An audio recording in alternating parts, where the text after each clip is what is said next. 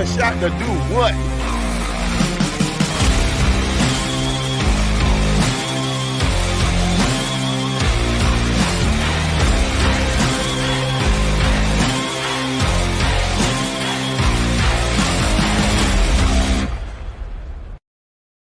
Live from our separate isolation studios across the country. We got a lot of football for you on a Tuesday, which you would normally expect, but today is different. We're going to make some history because the first time we're bringing in our guy, Doug Smith, from the Touchdown with Doug Smith to inject some much needed credibility, overall testicular fortitude that me and Bert desperately need to this show and around here in general. The Chiefs with a statement win, the Bills with a statement lost, and a tad bit of baseball talk as we're down to the final four teams in the MLB playoffs. So we'll predict who we think is going to win the World Series.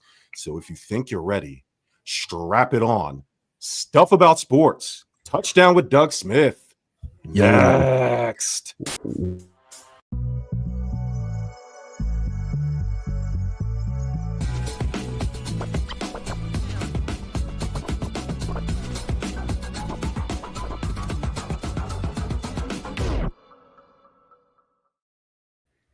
Sports. What's up, everybody? Welcome to Stuff About Sports. I'm the Facebook felon Jerm. That is the pretty Corey Bert. We are presented by the Give Us a Shot Network, powered by Fast Break Coffee, and sponsored, as always, Bert, by the haters. Shout out to y'all. Shout out to all the first timers, last timers, long timers. Please like, share, subscribe, comment. If you can't do any one of those things, I am inclined to assume you're just a hater, and I hope you get gout. All right. With us today, blessing us, is, again, my man, Doug Smith from the Touchdown with Doug Smith. Doug, what's up, man? What's up, brothers? How's it going, man? Good to be here today, man. Pretty good. You are like all over the place, man. Your show, your whole vibe, your Instagram is like a club. Like you set it off. I want everybody follow my guy, the Touchdown with Doug Smith, on Instagram at the Touchdown with Doug Smith. Please follow him. He has great interviews. He doesn't just do sports. I've perused his YouTube. He does a lot of stuff, a lot of personal stuff. So it's pretty cool to see. It's very inspiring to people to be that open to talk about themselves. But enough of me yapping about you. I want you to yap about you. You tell us where we can find you and what you're all about, bro. Man, maximum love, dude. Thank you guys so much. Been following you guys for years. So it's great to finally get on here with you guys. And man, I got to get you guys on my show as well, too, man. Yeah, a little bit about my show. I'd like to describe it like a really cool boutique store in your city. You go in there and there's all kinds of really cool things. I would like to say, hey, I definitely have, I won't say one of the best, but definitely a contributing factor in the NFL draft scene. If year to date, I think over 150 NFL draft prospects I've had the pleasure of interviewing, getting these young men's stories out there. You know what I mean? Mel Kiper can't interview them all, right? So I get the leftovers. That's a flex. I like that. I appreciate it, man. Shout out to Mel Kiper, by the way. But yeah, man, so doing that, also random college football stories, random NFL stories. So again, very boutique, a little all over the place at times. Sometimes share stuff about my faith, stuff going on in the world. Very, very crazy, upside down place we call Earth, you know. But yeah, man, it's I would say it's 98% football, man. So if you love football, come check me out. It's called The Touchdown with Doug Smith. Going on about 5.5 years of doing the show. So I started the show back in 2020, and years and years people have been telling me, Doug, you got a voice for radio. Doug, you got a voice for radio. And I played college football at a D2 school in northern New Mexico, a place called New Mexico Highlands University, actually. There's my banner right there. Played for one season, but I didn't like how my career had ended. So this is my way of still being a part of the game. You know what I mean? And I love football. I think it's one of the best things in the world, man. So being out there and playing a sport and being a part of the sport, of course, my body can't hold up no more, right? Nobody can play it forever, but to be a part of it is an absolute blessing. Awesome, man. That's super dope, man. So yeah, please, once again, I'm gonna throw this back up here. Please follow him at the Touchdown with Doug Smith. Even though he's a Miami Dolphins fan and I am a Bills fan, he is so dope that's how you know he's dope. I had him on the show, even with him being an eternal enemy, but it's all good. We're up. Well, all good. geez, Josh we're up. Allen is our daddy. I will say he Yeah. is our daddy. Yeah. Josh Allen needs a bye week. He needs a break. He needs to go, I don't know, nestle with Haley and just get his mind right, because the last couple of weeks haven't been great. But we'll get all that. We'll get into all that later. Before we get started, Bert, we have Bucket of Doom business. Bert, you're 3-3. Corey is 2-4. He took an L with the Cowboys. Dwayne Marcus with the Pats is now sitting at 3-3. I had the automatic bye because I had the Texans, so I am 5-1. Carl had the Jets, took a loss, 3-3. Mike had the Niners, took his first loss of the season, and so he is 5-1. And Ty had the Chiefs, who had a great win, and we'll get to that a little bit later, and is now 3-3. So, Bucket of Doom. Let's go ahead and pick these helmets. Doug, since you are now a guest, I would like to invite you to be part of our playoff edition Bucket of Doom, where instead of a punishment, you'll actually win a prize if you win. It's a suicide pool for the playoffs. So once that starts, I'll have your name down. All right. Let's get it. I love it. Bert, you have the Green Bay Packers. Okay. Not bad. Not bad at all. Corey. What's up, Corey? Piece of shit. His Miami Dolphins. Not that he's happy about it, but no. Yeah, I mean that's his team, so I don't know. I'm focused on the draft, man. Next year. Dwayne Marcus, who sacrificed all his throwbacks, has the Niners. Not terrible. Not a terrible draw. Okay. Me, the New England Patriots. Oh my gosh. I like Drake May, so I was gonna say, hey, listen, it is what it is. Carl, Las Vegas Raiders, terrible. Carl's gonna throw that back for sure. Coming off of a win though. Oh, they came off a win. They beat the Titans last week. Oh, that's right, they did. That's right. Yeah. Got the coach fired. They have the Chiefs this weekend though, so so he might throw that back. But Mike, Pats have Titans, Jerm, so you'll be good. Oh, pro? Yeah, I'm good. Mike with the New Orleans Saints. Ooh. Ty. Washington racial slurs. He's a big Jaden Daniels fan. He might keep it. I don't know. We'll see. We'll see what happens. Yeah. I mean, Commanders Cowboys this weekend. So. All right. We'll wait to see. If the Pats. You said the Pats had the who? Titans. Oh yeah, I'm keeping that. All right, cool. So I'm happy with that. So. All right, week 6 is in the books. Doug, you are our guest. I'll let you get started. Good, bad, and fugly. Who do you have this week for your good? Man, for my good, man, I definitely I'll start with the Atlanta Falcons, man. Oh my gosh, that was that. Man, I mean, no disrespect, man. They are to see Michael Penix in the coming of age. Because here's the thing: the Buffalo Bills, though it's been some shaky stuff. Josh Allen looks a little banged up. Definitely needs some rest. I'm gonna start with Atlanta, man. Michael Penix, man, is showing us why he needs to be in the NFL, man. I think in a day and age where we put so much pressure on quarterback development, you got to come in right out the gate and be a star. He's now year 2 in the NFL, and for him to make them right throws and everything like that, I think he's only going to take and build off of this, man. So that's the good. The fugly is the this right here, man. It sucks in Miami, man. It sucks to be a Dolphins fan right now. I was in Lids the other night having a wonderful stroll with my wife and kids, and I was like, those Buccaneer hats look really nice. Don't do it. Don't do it. Don't. So, man, that Baker Mayfield, man, he is just he's a magician. It's weird because it's like every game they're within a touchdown of losing, and he does it every single game. It's like it gets him off. He can't just dominate, right? So it's gonna be interesting once you get in the playoffs, right? Because what really matters is once you get in the playoffs and who gets hot at the right time. But yeah, I was looking at them Buccaneers hats. I'm like, yeah, that looked pretty nice. But the fugly is the Dolphins. You know, you have my Tua Tagovailoa. Here's the thing: it takes and throws his team underneath the bus. Not saying anything about his 3 interceptions. I understand Mike McDaniel is kind of you know, I like to pick on people, but he kind of comes across as a beta male, you know what I mean, like a pushover. And I actually don't mind his style of coaching if they're winning, because now everybody's looking at him, oh, this is Coach Goofball, you know what I mean? This is Mike McGenius. They have all kinds of names, right? And when I look at the Miami Dolphins, you have a team that overspends in free agency. You have a team that has a quarterback that you can't help but to keep him out there because you're paying him $50+ million a year, right? And then you have a guy named Chris Greer who cannot develop talent. He's had his job for over 20 years. He's been a part of this organization, right? And 10 years he's been the GM, and they have kept him in power. I almost think he's holding something over Stephen Ross's head. There's no reason this guy should have a job, right? Bring somebody else in, kick the tires on someone else, right?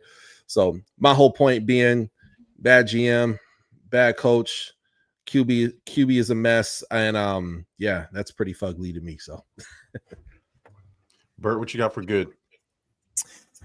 My good. I mean, I really could have said this on Friday, to be completely honest with you, because I don't care.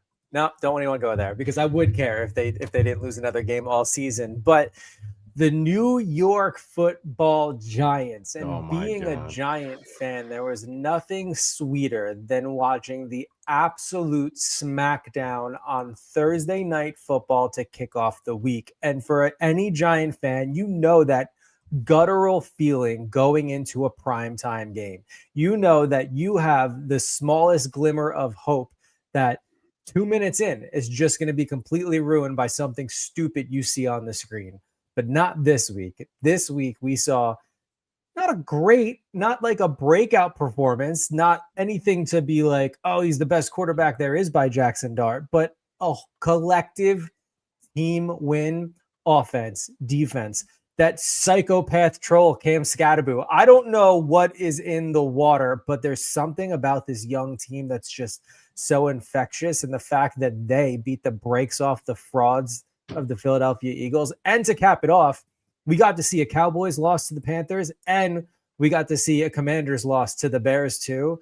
So Giant fans can absolutely kick their feet up and just enjoy being a football fan in week 6. Now on to week 7, and we'll see what we can do. But I mean, for the good, I had to go with it. And look, I could have went the Baker Mayfield route, but we're going to talk to him. I could have went the Colts again with Daniel Jones. I mean, I could have honestly went the Atlanta Falcons route too, but we'll be talking about the other side on that one when I go into my bad. Yeah. Can't wait for that one. Jesus. Yeah, that for me, I figured I would save the Giants for you because that's your team. So you deserve a victory lap when it comes to the New York Giants. Jackson Dart and Scatteraboo are like the Hardy brothers from WWF. They're just cool, man. Like something about them. They just have that energy. And it's like watching Jackson Dart and him play. His mom was telling a story that I guess his older brother used to coach him, and he would just put on his pads and run into telephone poles. And I said, this guy grew up eating crayons. No wonder why he's just a psychopath. So shout out to Scatteraboo, man. That's good. I mean, it's about time, Bert. Like, it's about time. Even if the Giants aren't going to be very good, not saying that they won't be. I'm just saying if that was it and they lose the rest of the, at least they'll be fun. Like at least they'll be fun to watch. But like more fun than like, whatever Tommy Cutlets, like Tommy DeVito was doing. Like I don't know, like, yeah, fan favorite because he came in and won some meaningless games, ended up costing us a draft pick. But like that, the only reason why it was fun is because it was a change. Like we're watching a team enjoy playing football. At least this week it was. I don't even want to talk about the New Orleans game the week before because that was frustrating as all hell. But like when you see what we saw on Thursday night, it just makes watching it fun. And again, like, yeah, at least we're going to enjoy it. We're gonna see a young Jackson Dart either come into his own, or the Giants are gonna ruin him like every other quarterback since Eli Manning. So we'll see. So my good, I was torn. So I'm gonna quickly just give flowers to a little OLI outside looking in to Rico Dowdle and the Carolina Panthers for not only his revenge game versus the Cowboys, the cherry on top being that he beat the Cowboys, because we all love when the Cowboys lose, but the fact that Carolina is now seemingly turned a corner from, we need to fire this brand new coach and they're terrible and Bryce Young's a bust, to holy shit, like they actually have something going here. So I just wanted to give them a quick shout out to here. But in reality, man, I don't think they're being talked about enough, and I don't think he's being talked about enough. But the single most confounding narrative twist of the 2025 NFL season, Bert, belongs to Seattle Seahawks quarterback Sam Darnold, who has been a punchline for years. And currently, not that we're big statistic guys, but currently, right now, statistically speaking, the most efficient quarterback in the NFL. The guy who was seeing ghosts in New York, the guy who couldn't hack it in Carolina or San Francisco, and went to the Vikings and didn't even they moved on to JJ McCarthy. They didn't even believe in him that much, even though he fucking restored their franchise. They were like, nah, we're good, man. We got JJ McCarthy. Like, hit the bricks, kid. And Seattle has him now. And what is he doing? Leading not only being the most efficient quarterback in the NFL, but leading one of the most efficient offenses. Everything seems to be going well. So my good is going to Seattle, who sneaky NFC title contender, given their record, given everything else. Strength of schedule. They have impressive wins. They have some gimme wins in there too, but I don't think people are giving Seattle kind of the respect they deserve in terms of talking about, hey, here are the NFC guys that especially with Philly, with everything going on over there. And we'll get to them in a second, but I just wanted to give some love to Seattle. Gingers can have fun too. Yeah. Hey, that Seattle. I once said that when we used to do our polls, that Sam Darnold looks like the kid that will put his mouth on the water fountain at school. Like, that's him. Like, he's that guy. He's like, he wears board shorts and flip flops with flannel shirts and puts his mouth on the on the water fountain. Doug, did you have a bad? I know you gave us your fugly and your good. Do you have a bad? Oh yeah. My bad. Man, I'm gonna have to take and say, I'm definitely gonna have to take and say the Jets, man. Yeah, I'm gonna have to say Jets. And what's crazy about the Jets, man, is just the clock mismanagement. Yeah, that clock mismanagement that took and happened where it was like 8 seconds left on the 50-yard line. So technically, you can get another 15-yard catching, maybe 20, or probably 15 yards, right? Get them go out of bounds, kick a field goal, and just so happens they lost by 2 points. Yeah, that's pretty bad. So yeah, I have the Jets for sure. Bert. I mean, Jerm, and I'm sorry to bring this up again, but I don't think I've been more disappointed in what I can call a competitive football team in a while. I also am getting really upset because no matter what way I decide to bet, someone seems to fuck it up for me. And this week just happened to be your Buffalo Bills. So I think what's more frustrating for me is to start out a season so hot and keep up with what looked to be two incredibly competitive AFC teams between the Ravens and the Bills, and then to watch the Bills not completely beat up on the likes of the Jets, the Dolphins, the Saints, because the Saints hung in it until towards the end of the game, but then to lose to the Pats and now the Falcons, which on schedule should be winnable games for this high-powered offense that is your Buffalo Bills. But I'm not going to direct it at the offense, and I'm not even going to blame Josh Allen because you can't, even with the 2 picks, but that's what you have to do when you're that far behind because your defense couldn't stop a nosebleed. It is so incredibly frustrating, and you add that combined with whatever play calling that is in dumb Sean McDermott's head. It's almost like we're now starting to see the firings have commenced, and it's almost like, well, fuck, if they go in and then dog it against Carolina, and then who do you have next? The Chiefs, who hot or cold, depending on the week, but you're dropping 2 more in a row. At what point does the front office or even ownership look and say, we have what we feel we need to be competitive?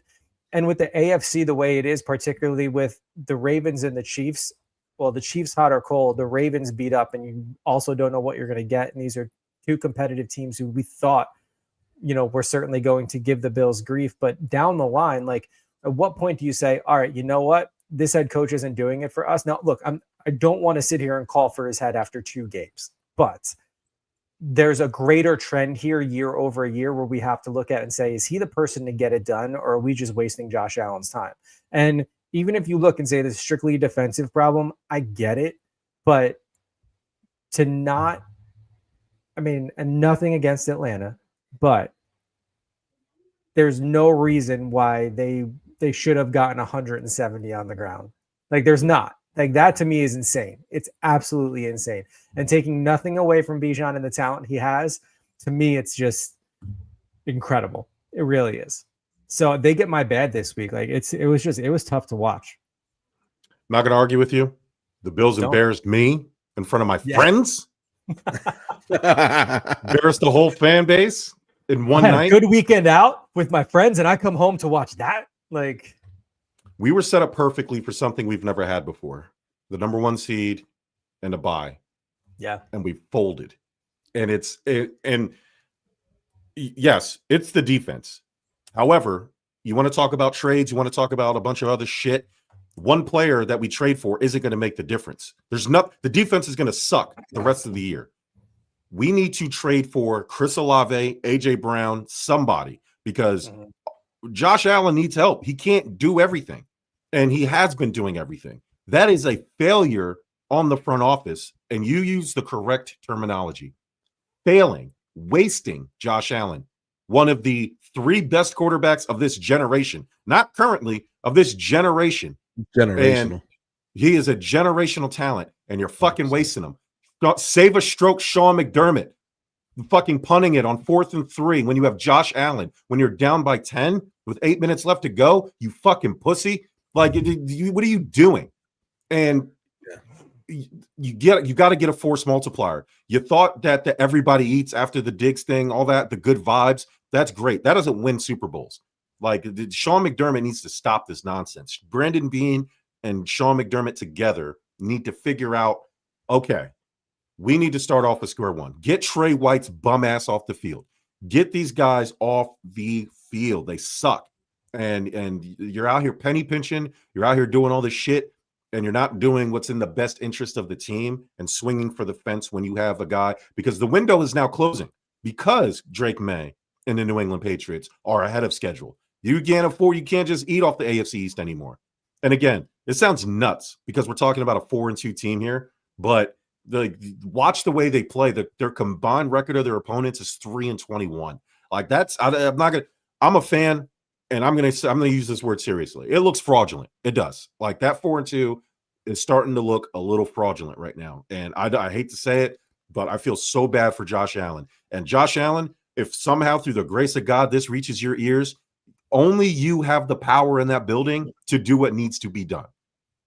You need to just go up to the ownership, to skip the coach, skip the GM, and go straight to Terry Pagula and say, get these guys the fuck out of here, or I am leaving. I refuse to play until you fix this team, because this is bullshit. Sorry. I'm sorry. He might need to go the Cam Ward route. Yeah. And what I mean by that, like Cam Ward, he's an ass, but I love it because it's like, hey, how many times have we seen people, man, they get that Rolls Royce, you get that Insta babe, whatever. Mm-hmm. And guess what? All of a sudden, it's hard to keep that hard work ethic when you were in the trailer park or in the projects or wherever you was living, right? It's hard to keep that same grind and that same hunger for greatness. It's so hard. Mm-hmm. But when you see guys like Cam Ward, my goodness, man, I've seen cats like you in 92, man. I've seen guys like you in 2001. You know what I mean? Like, I love that. You know what I mean? Hold people accountable, hold them to the fire, and watch change take and happen. Hence, his coach got fired. But Josh Allen, he's a nice guy, absolute maniac on the field, right? But there got to be some tough conversations behind the scenes, man. Even himself, just the press con. I watched the press conference today. Josh Allen blamed himself for that loss. Nobody in their right mind watched that game and said, yo, Josh Allen is the problem there. The one pick wasn't his fault. He's trying to make things happen. He's trying to make chicken salad out of chicken shit. He's going to have turnovers when nobody is doing, like, it sucks. Like, but that's who he is. He's going to blame himself. Yeah. No, Josh, you are the last person we should be blaming, but it just sucks. Bert,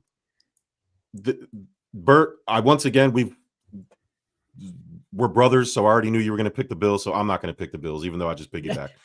I'm going to continue my crusade because we have a monopoly on the truth here, and I'm going to be, if anything, I'm but fair. The bad is going to the Philadelphia Eagles. I mean, how could it not? Why stop now, Jerm? Why stop now? Why stop? If anything, this loss just adds to your arsenal. Like it does. You've been calling Jalen Hurts and the Eagles frauds since week 1. You did. Hey, you call it adding to my arsenal. I call it validating my stance. I've said it from day. Don't get attached to these shiny things, y'all. The vibes are high. Super Bowl champs. That shit. Whatever happened last year don't mean shit. It doesn't mean shit. Look at them.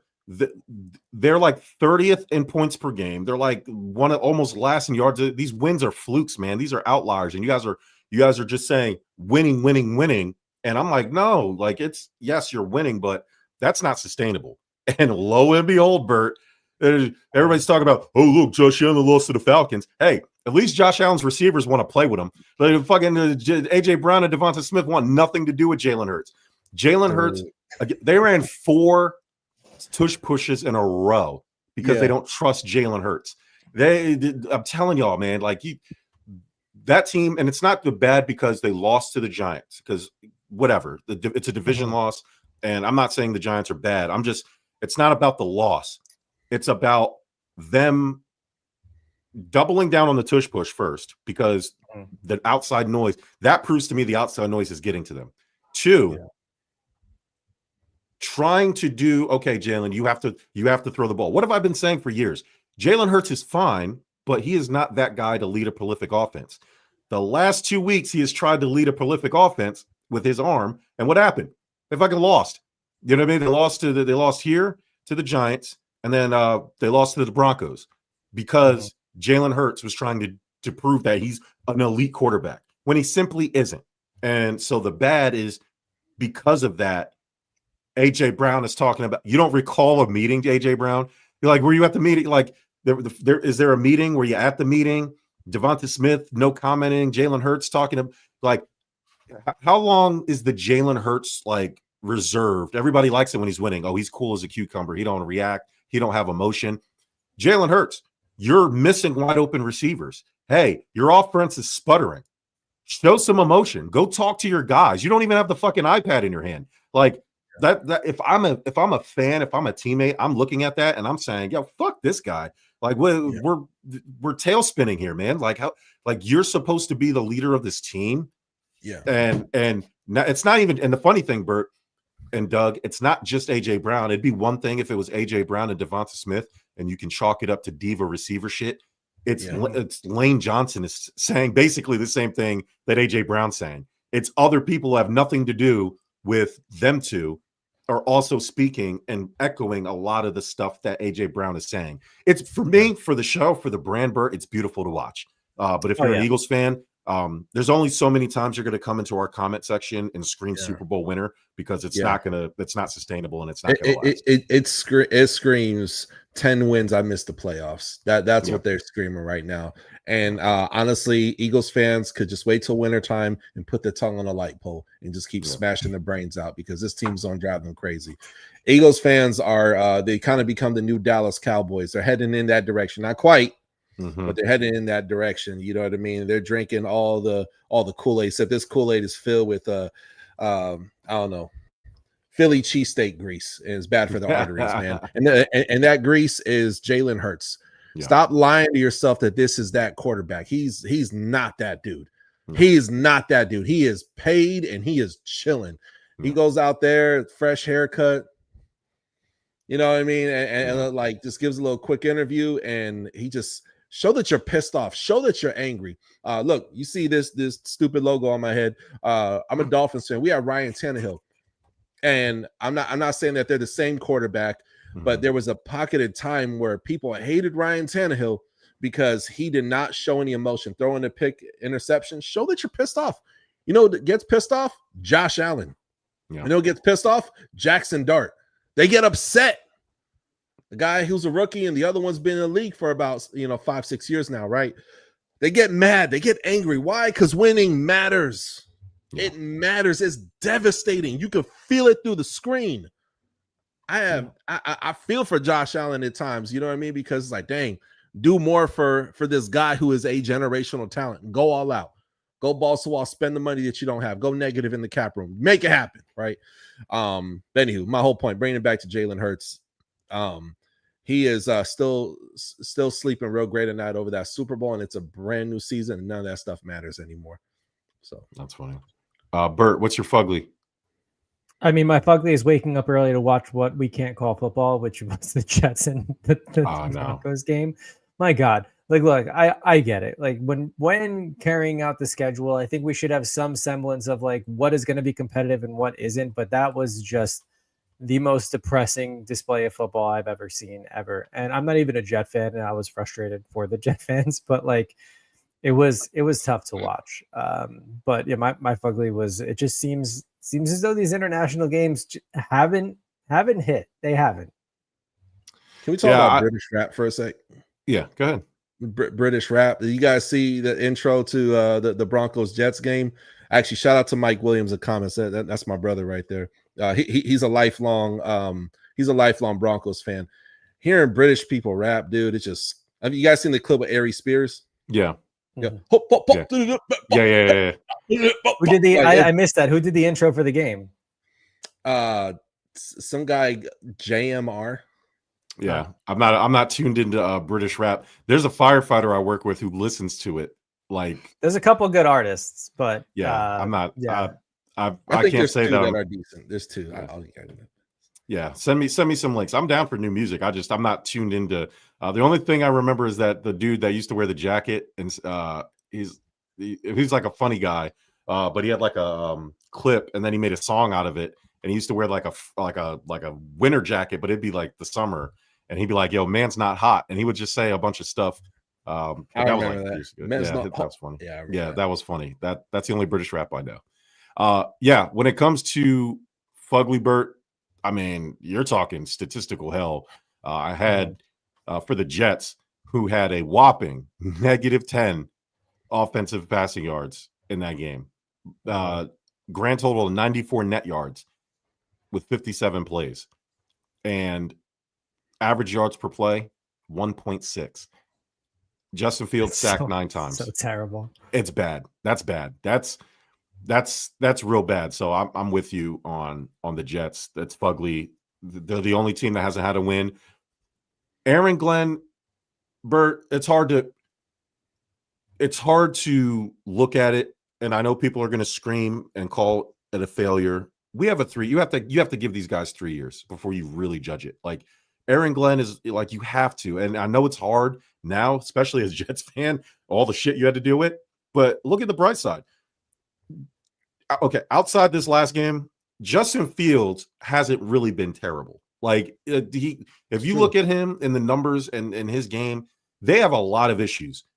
Justin Fields, he's getting better. And if you're the Jets and you're looking at something to build on, you can say, now I'm not going to sit there and say Justin Fields is the quarterback of the future, but what I'm saying is that at least the guy you have, you don't have to start over at quarterback and start from scratch. You can start addressing the things that are making the team really bad. It's not Justin Fields. So, you don't have to rush and just draft a quarterback because you feel like you have to and throw him into another bad situation. Start building your team because you have a guy that you can at least compete with in the near future. So yeah, I'm down with the Jets being the fugly, specifically because they are the only winless team in the NFL, and they should stay that way. You Jets guys, we'll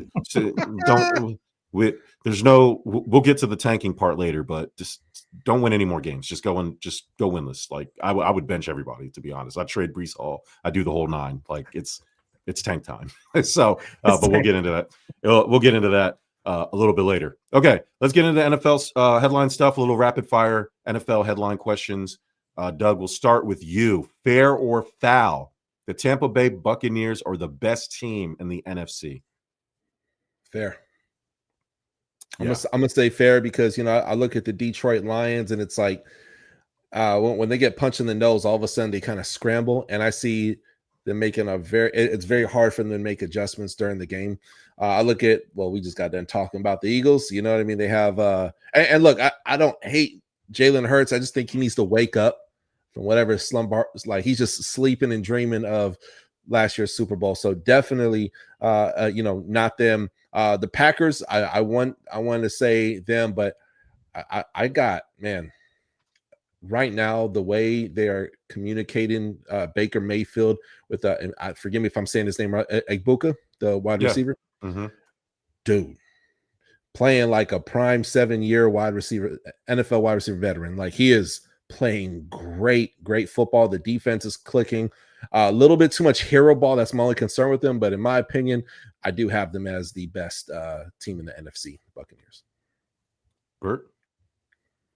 Yeah, I mean, I have to say fair for this, as of this week. Yeah. Who else can we point to? And I mean, look, I think, and a lot of the narrative is like, oh, well, aside from one game, they haven't won greater than a margin of like 3 points, and it tends to always be down in the wire. And like, look, I get it, but like, a win's a win, but B, you want those fighters, man. You want those dogs out there that are willing to get it done like that too. So, but yeah, I can't call that foul as of right now.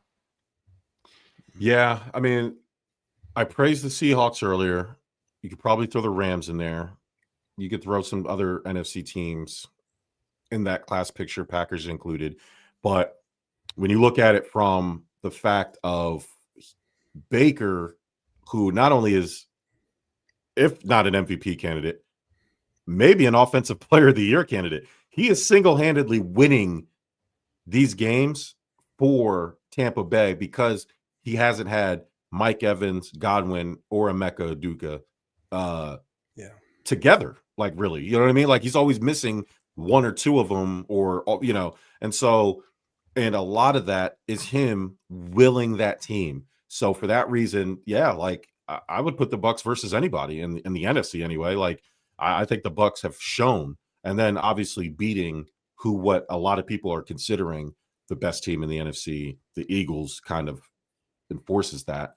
But I like the Buccaneers, Tampa Bay, in terms of, especially when everybody gets healthy. I think Bucky Irving's been missing time. Like, they're not fully healthy, so I like them. Banged up and still winning. It's impressive. And still winning, yeah, off the strength of not only Todd Bowles, who should get a lot more credit than he probably doesn't, but I think he's doing a really good job down there. And then obviously Baker Mayfield, who's like a completely different person, which is pretty dope to see. Doug, is the AFC officially wide open, or are the Bills and Chiefs? I know it's hard to say that with the Chiefs, but they are 3-3, having a mid-season wobble. I'm definitely gonna say a mid-season wobble. Seeing the Bills, seeing the Chiefs, they're just, yeah, especially the Chiefs early on. I mean, I think now they got their third win of the season. You know what I mean? Mm-hmm. So they're starting to kind of turn the corner. Bills are taking a step back, but I think it's an opportunity to look at yourself in the mirror and make the adjustments. The Bills are definitely still salvageable. It's a long season with a lot of football left, right? So I'm definitely not ready to write them off. Dang sure ain't ready to write off Pat Mahomes. He got whatever Tom Brady's drinking.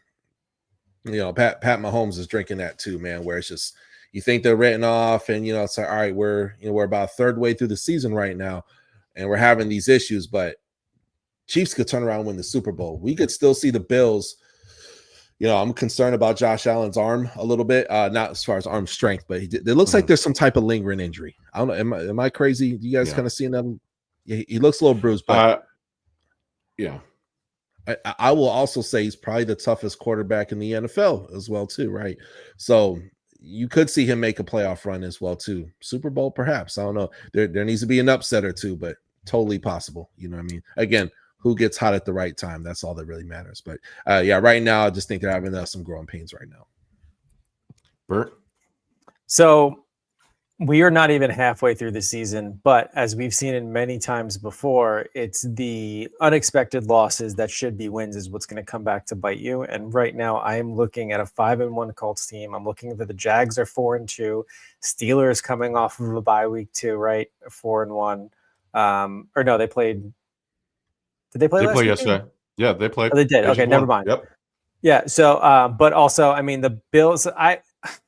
For me to continue to call it, I think I'll call it wide open only because I don't know. I mean, like I said before, our usual suspects between, I'll just focus on Kansas City and the Bills right now because the Ravens I think are done for. But there are so many new faces that could be creeping towards the top now, and I'd be remiss if I didn't even throw the Pats in there too. I mean, they have been unexpectedly together and good again by comparison. But I'll continue to say it's wide open as of right now. Let's revisit this in 2 weeks. We'll see. But in any event, man, I think there's a lot of other teams that could come up and take this top spot. I'm at first when I thought about it, I said you can't count the Chiefs out based on their history, but then that's hypocritical because I'm the guy that says what happens last year doesn't matter, which is evidenced by the Chiefs, considering how they started, and evidenced by the team you just mentioned, the Colts. When I look at the Colts, what's their weakness? You can't say it's Daniel Jones. He's top 3 in every fucking quarterback category.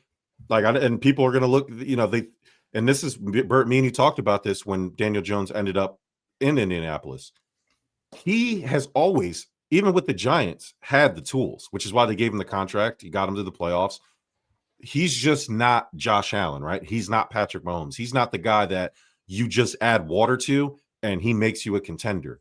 He's the guy, he's Jalen Hurts. He's the guy that needs X, Y, and Z. Brock Purdy, these guys need this.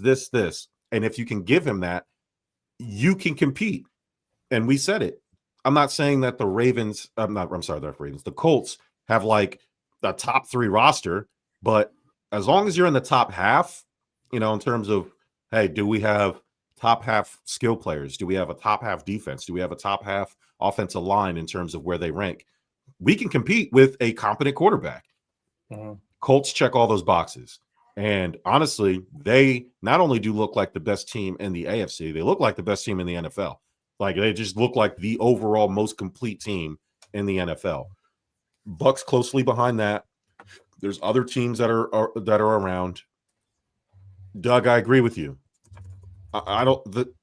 These are bad losses, right? Obviously losing to the Patriots, which is a division loss, is one thing. And then the loss to the Falcons, who, as Bert said earlier, is like hot and cold. We don't know if they're good or not. We don't know. like they might be, right? We thought about that with the Ravens, right? Oh my God, they came back and beat the Ravens.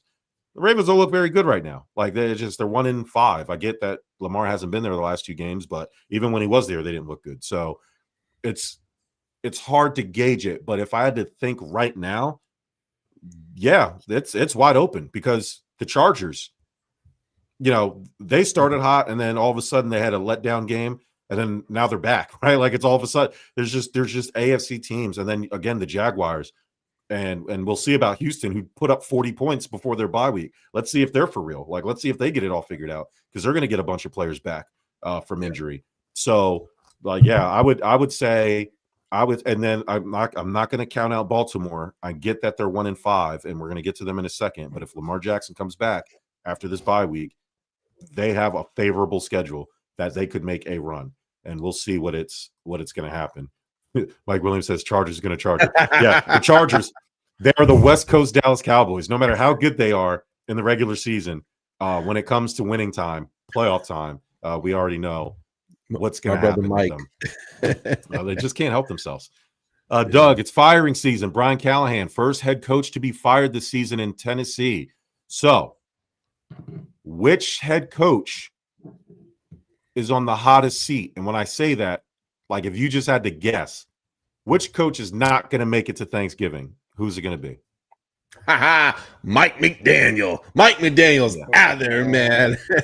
As they say in baseball, you're out of there. He's out of there. He is gone. It's look, look, man, it was fun while it lasted. 2023 was a great year. Last year, there was a lot of injuries that happened that blew the year. That was it.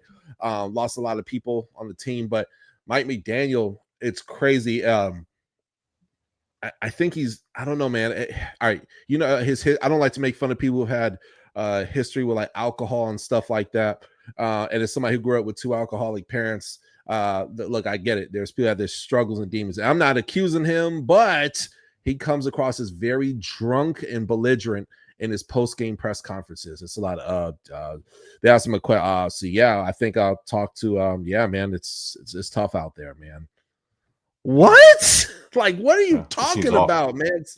It makes no sense. And sometimes, man, you really got to take these losses on the chin. He looks stressed out. He looks above his head. I don't think he's a bad coach. And I blame Tua for more things. I blame Chris Greer for more things, but I would like to see him go to another team. You know, who needs an offensive coordinator? Philadelphia Eagles. Mike McDaniel, boom, go out there and crush it, right? I think he does have some really good ideas, but he designed this offense around Tua's noodle arm and him getting the ball out so he does not get another TBI, traumatic brain injury. And he has truly died on a hill for Tua. Truly has died on a hill for this guy, which is to be commendable. I think he has so many great traits, but man, right now at this point in his career, maybe he could be a really great NFL coach later, but right now, no. And I think he's the next head coach to be fired. Bert?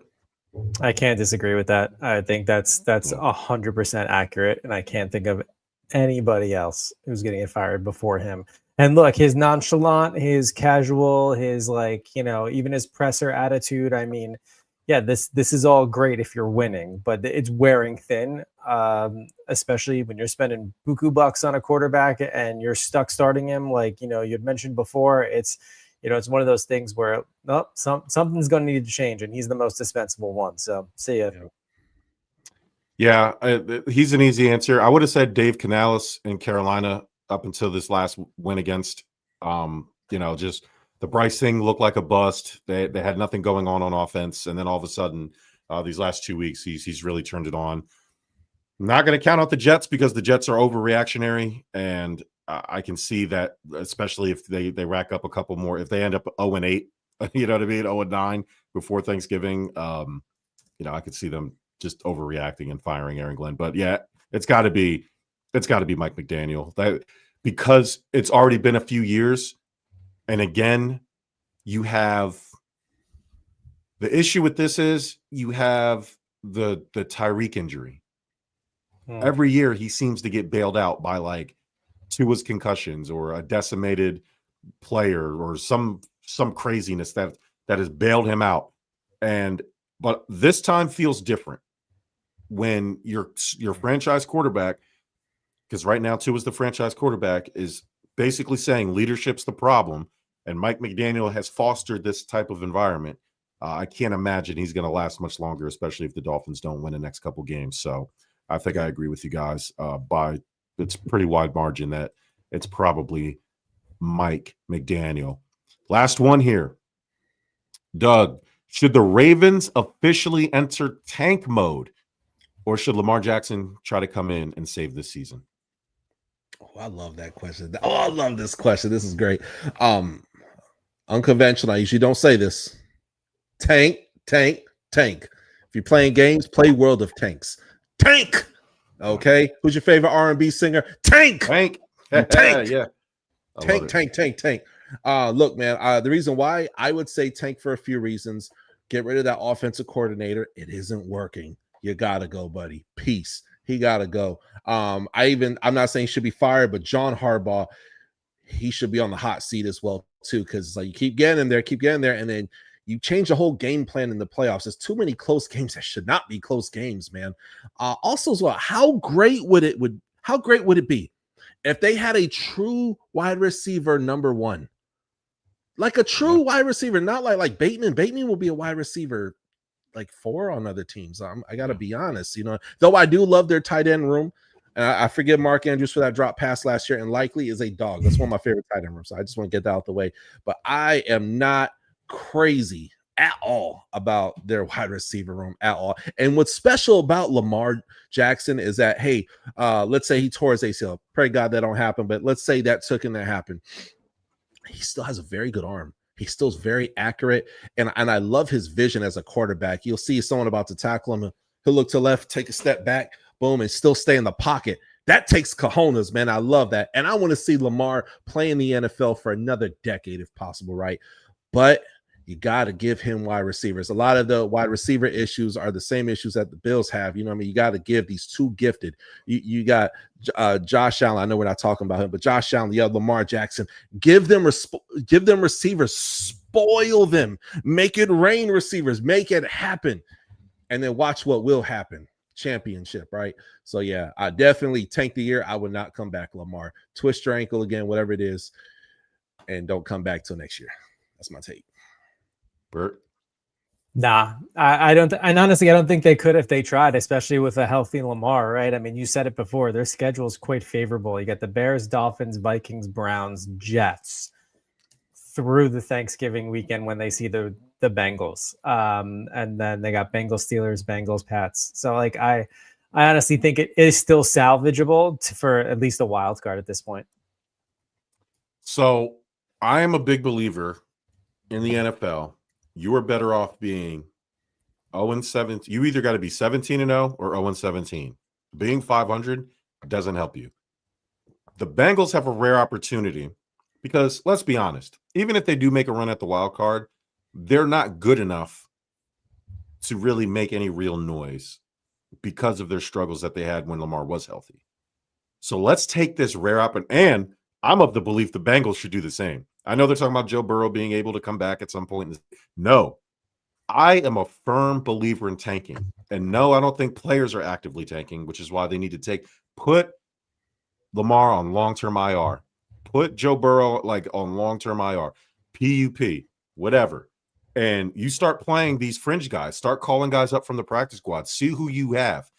And that way you can make these decisions because you have an opportunity to add a high-end draft pick to what I believe is a top-tier team when everybody's healthy.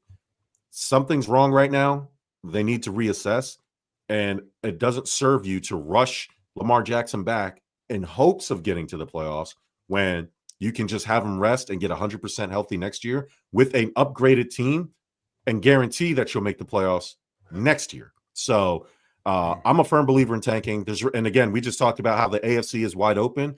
That's just more competition for the Ravens. And even if Lamar comes back, the risk of re-aggravating his injury, things like that, to fight for a playoff spot isn't worth it. You have to start thinking about, it's not about this year. You got to start thinking about the next 1, 3, 5, 10 years.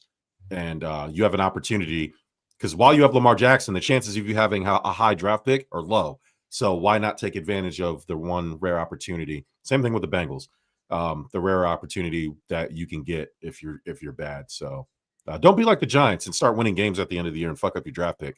Try to make it happen and try to get a draft pick now. All right, that was fun. Let's get into baseball. We have the Dodgers and the Blue Jays, Mariners, and Brewers. The final 4 teams, Bert, in baseball. So, who do you think is going to advance to the World Series and who's going to win it? I mean, right now, Seattle has a 2-0 lead against Toronto. First game, they squeaked it out. Second game, they absolutely trounced them. So I would not say that Toronto is just going to lay down because they still have so many good bats. But the way Seattle's playing, I would honestly guess they're moving forward. And I do like the Brewers. I know that they're about to be. Last time I checked, they were losing this game tonight too. They might be down 0-2 as well, but the fight they're putting up against that Dodger team is insane. So I like the Mariners and I like the Brewers. Doug? Love it. Yeah, absolutely. So I'm going to take and say, I'm going to make a couple predictions. So I do got the Mariners winning that series. Okay. Follow me here for a second. Then, of course, I got the Dodgers winning that other series. So I'm going to take and say it's going to be the battle for the West Coast, LA versus Seattle. And dang it, Shohei Ohtani, that guy is from another planet, man. I'm such a huge fan of him. But for those who don't know, I lived in Japan for 6 years, man. So I know how important baseball is over there. So I know what it does I've seen what it takes for a lot of guys to come out of that country and ball out, and for him to just do the work that he has done in his career, other things he has accomplished so far in his career. Yeah, he's having his Tom Brady moment. He gonna win it all. I got Dodgers winning everything. Yeah, man. I think my pick for the World Series is probably the Dodgers. I know people are going to groan and it's boring, but I mean, money talks in baseball. And the Dodgers, they have the best player in baseball. They have one of the best players of all time, and I think that accounts for something. And I also think it's going to be the Mariners. I'm a big fan of what they've done. But I mean, all the advanced metrics, they have the pitching depth, yes, even in the bullpen, and they have that Swiss Army knife at Shohei.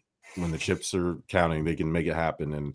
And I think when you have the best player, especially in baseball, as one of those rare sports where like you could theoretically buy a championship, I think the Dodgers just have the biggest checkbook right now, and that's gonna make all the difference. We don't have one of those like Red Sox teams, Tampa Bay Rays teams that are like just built on grit and a dream and hopes. Like it just, there ain't none of that going on. So I think the Dodgers are a little bit too overwhelming. That being said, I'm going to predict a 6-game anticlimactic series. Maybe I don't think it's going to be anything crazy, but I do have the Dodgers winning the World Series. This was fun. This was awesome. Everybody, please go follow my guy as soon as I get this stupid thing back up. There you go. Doug Smith at the touchdown with Doug Smith. This is not going to be the only time you'll see him on our show, and I'm sure we'll be on his. Heck yeah. This is awesome. Bert, do you have a game ball you want to give out? I mean, we were just talking about baseball and that double play I saw last night, thanks to Sal Frelick and his ability to juggle, not only track the ball, have it pop out of his glove, hit the wall, find it again, and then the rocket of an arm to get it back into, even with the relay. So I was absolutely impressed. So he gets my game ball. Nice. Doug, you have a game ball you want to give out? Man, I can't stand the Cowboys, man. Shout out to Rico Dowdle, man. Shout out to Rico, man. Uncle freaking Rico. Look, man, I lived in Texas for 3.5 years. It's kind of a great place, but you know what, man? It's great to see the Cowboys go down. Another Sunday where the Cowboys lose is a great Sunday. God bless America. God bless Rico Dowdle. He gets my game ball. That was going to be mine, so I'll pivot and give it to another Carolina Panther, Bryce Young. Pressure was on. You were flirting dangerously close to bust territory, and it's not really about your play; it's about what Carolina had to give up to draft you. Like it was, they gave up a lot to draft Bryce Young, and it was not looking good. I'm not saying he's completely turned it around, but he deserves a game ball this week for being really efficient and being really good. Not just this week, the last couple of weeks, and maybe Carolina's actually got it all down. We'll get ready for next week. Doug, appreciate you sticking around. Unlike James Franklin, we have a job to do, and we'll get to that next week. See you later.